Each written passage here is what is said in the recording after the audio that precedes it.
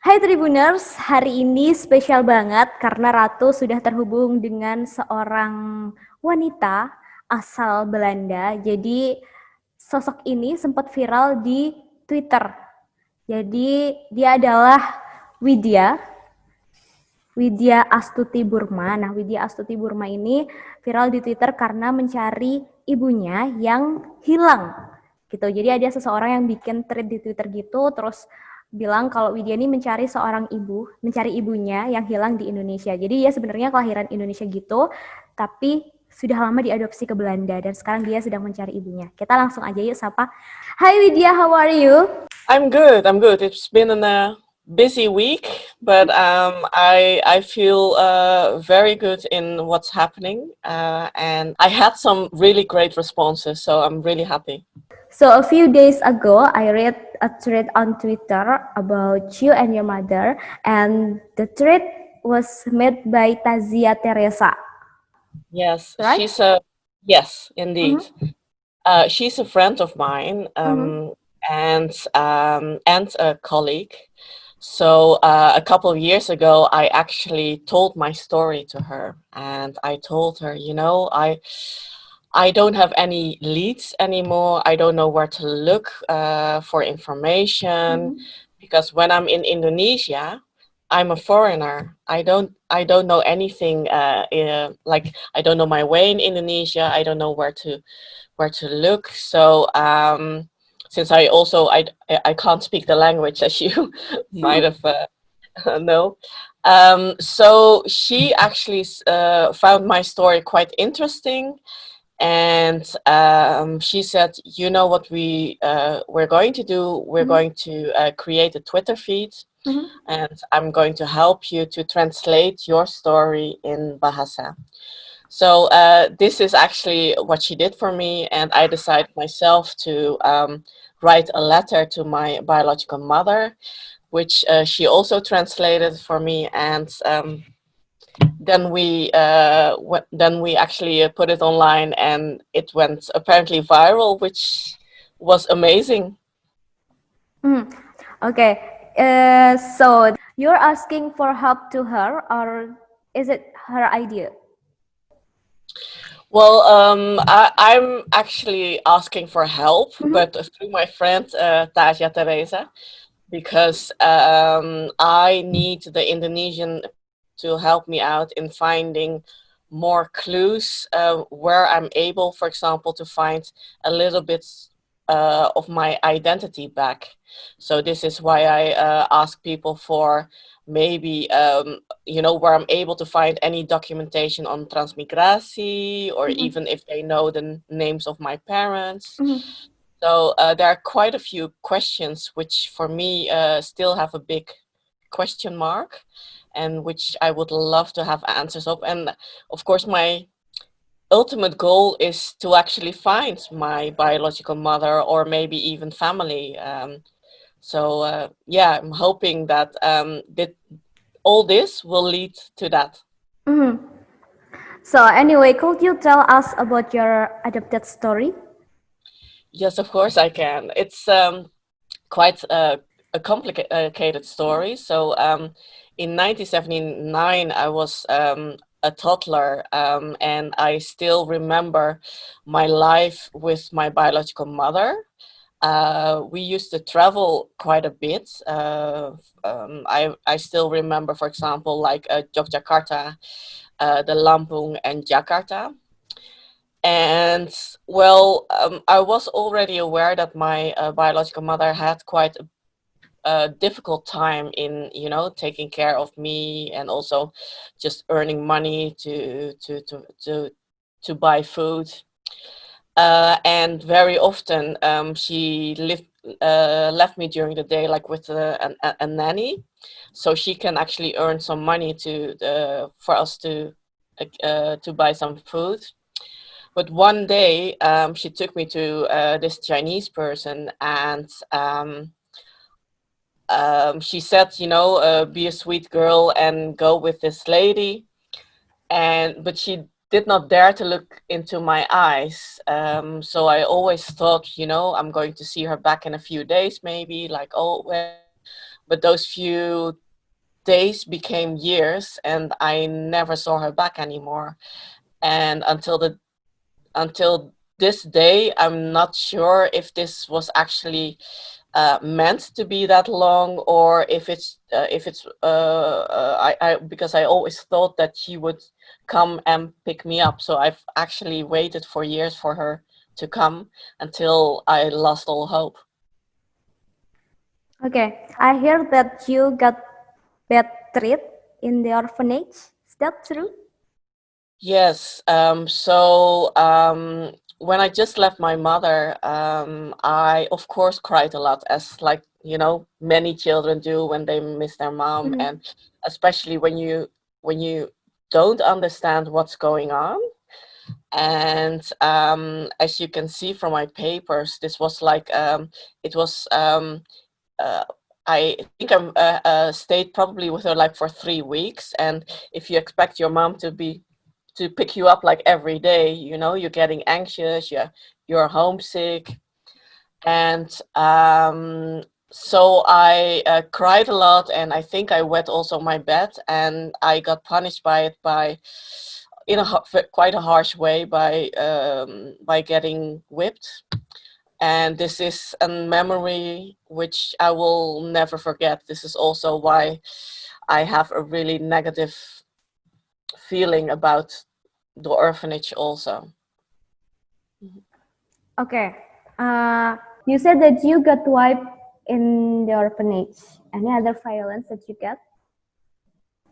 I remember a whip, when I don't know, for example, a whip which you use on horseback riding or something like that. That's the only thing I remember. Okay, so I read an article. It said that you have been met your mother by Mhm. your old orphanage. Is that true? That is true, but there's a little of a strange thing behind it. So in 1991, my adoptive parents always promised me to go back to, get a little bit more familiar with Indonesia and finding out a little bit more about my roots. And we revisited the orphanage, and we asked for if maybe I can find my biological mother, and they said within like seconds, oh, that's really easy. And so they sent us first to do a little bit of touristic things, and I think 1.5 weeks later, they arranged for me a visit in Bandung. Mm-hmm. And the meeting with my supposedly biological mother was really difficult and uncomfortable for me. And I'll explain why. Because first of all, I didn't recognize her. But of course, you can argue that after so many years, it could be possible that you don't recognize her. But also, like I found I didn't look like her, and also the children were, in my eyes, different. And the biggest clue was actually that on that day, she had already an prepared letter in English, while she herself didn't speak English, asking me for quite a big sum of money, and included also even like a bank account in the letter. And she really said to me that I wasn't allowed to tell this to my adoptive parents. So that was actually all those signals to me, Mm-hmm. uh, is that it made me doubt quite a bit if this was my actual biological mother.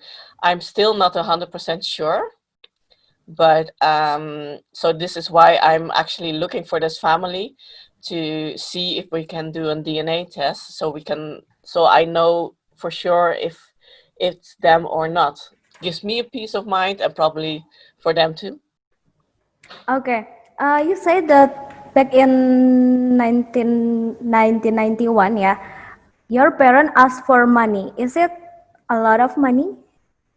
Yes, it is. It's really a lot of money, and the thing is, my adoptive parents already gave quite a big sum. But yeah, I'm not gonna tell you how large it was, but it was quite a bit. Yeah. Do you send the money? No, I didn't because I doubted the whole situation from the beginning, and I felt also a little bit insulted, and I got confused, and I actually did not want to have anything to do anymore with my whole background from Indonesia, and went back to the Netherlands, and yeah, it didn't go well after that. Did you tell your step parent about the money? I thought I did in detail, but apparently I was a really shy and close person, so in the end I didn't. But I have to explain that I was quite confused about the whole situation, so I can't remember also that time quite well because I got in a very heavy identity crisis. In 1991, you after you are from Indonesia and you go back to Netherlands, I read that you are run out from your home. Why? Yes, and this is because I wasn't able to talk to them about this whole situation, about Mhm. how I felt, and especially in the Netherlands, there's still an opinion that when you get adopted, you're supposed to be grateful, and like the dutiful daughter. And I was so confused. I didn't feel Dutch. I didn't feel Indonesian. I got in a real personal crisis, which was really hard for me. And yeah, it took years, and sometimes it still pops up. You said that you want to conduct DNA test with your mother. And what will you do if the result isn't suitable? Well, then I of course was mistaken back then, and I am still if the DNA test turns out to be that she is my biological mother, then it gives me an ease of mind. I at least know the answer, and I'm willing to try to build up still a relationship with them, hoping that they also are want to do that.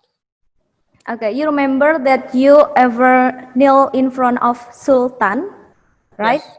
Do you ever go back to Jogja and asking for their identity? I mean your Yes, I did parents. actually. Mhm. Yes, I did so in last year in December.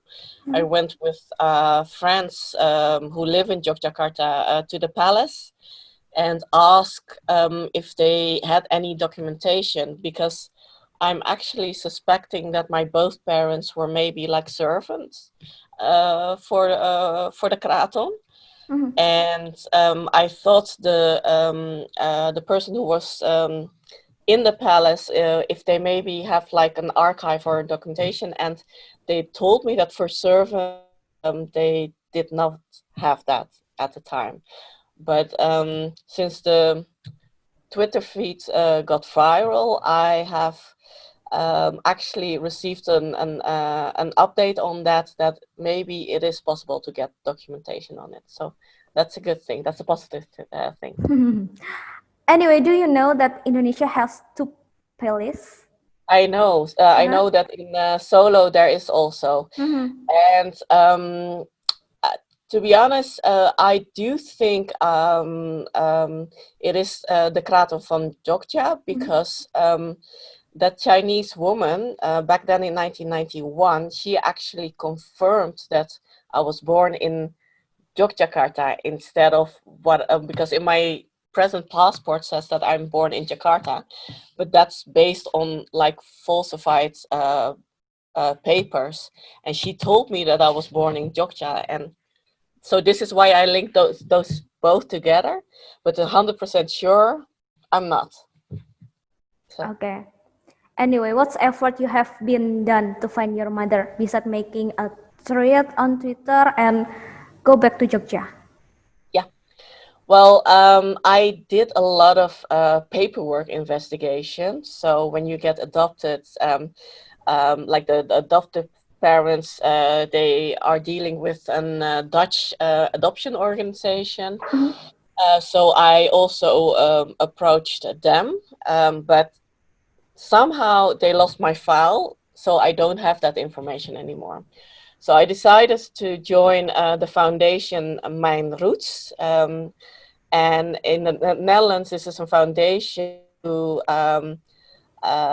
are actually actively searching for biological parents for Indonesian adoptees. The creator of the foundation is Christine Verhagen and Anna van Valen. Mm. And so I asked them if they were able to give me a little bit more information on what is stated in my papers. And unfortunately, they saw the names of the persons in my papers, and they said there's a really, really big chance that you're not able to trust your papers, and because they're falsified. Okay. Anyway, there's indication of illegal adoption in your case. There is, I Huh? think. What do you think? Well, it sounds maybe funny, but I would never have spoken out before the words illegal adoption or even maybe child trafficking Hmm. um, like years ago, because I was already aware that my papers were falsified after 1991. But I've always thought that, well, maybe this is just normal for Indonesia. So I didn't think a lot of it until I saw this big news item on Dutch television that like almost 80% of Indonesian adoptees have papers which are or partly falsified or falsified. Uh, so this really makes me think that my adoption file is probably also part of this. You said that you are victim of human trafficking. Do you feel angry about that? I don't feel angry, and I'll explain why. Because I don't. I think it's useless to feel angry. Mm. An angry feeling only makes you. It influences your present life, which I don't think is a positive thing at the moment. I can't do anything about it at this moment. But I actually quite outspoken that I find like adoption in this way should Mhm. not be possible. So this is also why I'm out vocal in this to battle against it. This shouldn't be possible. It is really hard on the biological mother, on the child itself, and I've heard sometimes from others that I should be grateful and, having a good education and Mhm. a good job. But if you think of what is most important in life is your own identity, is like knowing where you're coming from, knowing from, who you look like and knowing who you are. And this is what has almost been Mhm. erased. So my identity has been erased almost, and this influence like my whole life. So that was really difficult for me. Okay. Anyway, in your birth paper, there's a name which is Sunarti. Do the one you met back in 1991 call herself Sunarti? She claims to be Sonarti. So actually, I really need to do a DNA test. So I actually, at this moment, have a possible lead in finding the family of 1991, and I'm hoping to do an DNA test. So then we know for sure. Mhm. But yeah, I'm not sure, to be honest. Maybe she is, maybe she isn't. But since I don't have a lot of information to work with now, this would be my first clue and first thing to do. And if I have that information, then we know what to start from there. Okay. What did she tell to you? And what is her motive to give you to orphanage? Sunarti, I mean. Yeah. Well, the first time that we met, she actually fell on her knees and saying that, she was so sorry that that she gave me away for adoption. And she said she had a really difficult time, which I would believe so, yeah. But the communication was really difficult. I didn't speak Bahasa back then, so everything had to go through a translator, and this translator also worked for the orphanage. So I'm not sure if, for example, the translation even was good, because I don't speak the language. So there are quite a few questions which I need to first get an answer to, and then we'll know, what happened back then. Okay. If you have been met with your biological mom, or maybe she watched this video, what will you say? I would say, please contact me. All is forgiven from my side. I feel like there's so many years past, and circumstances were really difficult. So if you see this video, please contact me, because I would like to know how your life has been, and I would also know a little bit more about your background. I would like to explain the history of what I have experienced, and let's have each other in our lives from now on. If one day you meet your biological mother, would you leave your adopted parents? Well, I think I would never leave my step parents. They're still they're still my adoptive parents, and right now I have a really good relationship with them again. But there is room for more, and so if my biological mother is indeed able to contact me, there's always room for more family. Okay. How is your relation with your step parent right now? Right now, it's really good. It was difficult right after 1991, when I had a really difficult time. I'm really sorry to say that after that year, I didn't speak to them for almost 10 years. And I only recently, 2 years ago, contacted them again, because because of the movement of all adoption children, who actually told me that there are many adopting children having the same identity crisis issue. So, but I'm quite happy now that we have a good relationship. Okay, thank you, Widya. I hope you can meet your biological mother soon. Bye. Bye. Terima kasih sudah nonton. Jangan lupa like, subscribe, dan share ya.